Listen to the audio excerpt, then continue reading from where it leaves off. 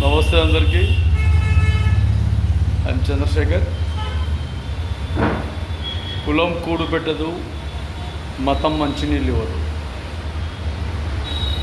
ఒక సర్పంచు ఒక సభలో ఒక కుర్చీలో కూడా కూర్చోలేని పరిస్థితి నేటికి కూడా కుల అడ్డగోడలు ఇంకా ఇబ్బందులు గురి చేస్తూనే ఉన్నాయి. ఒక వ్యక్తి ఒక గుడిలోకి వెళ్ళాలన్నా కూడా ఈ కులం గోడలు అడ్డుపడుతూనే ఉన్నాయి.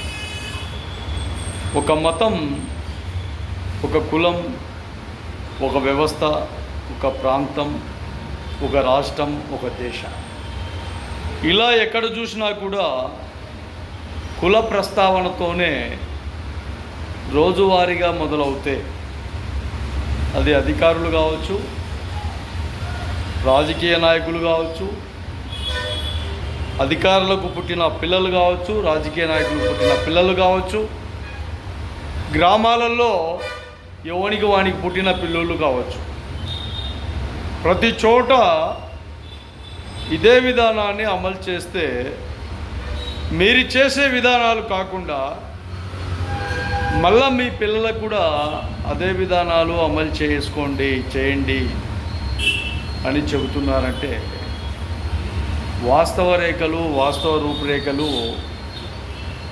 ఎంతవరకు సమంజసమో, ఎంతవరకు ఇవి కరెక్టో ఒకసారి ఆలోచన చేయండి.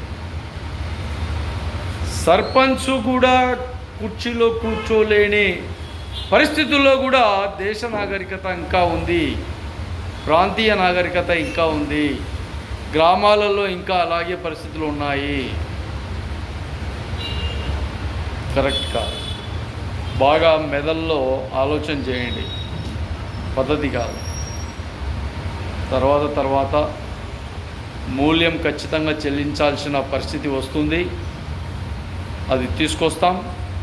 ఖచ్చితంగా ఖబర్దారని కూడా చాలా వ్యక్తులకు, చాలామందికి కూడా తెలియజేస్తాం.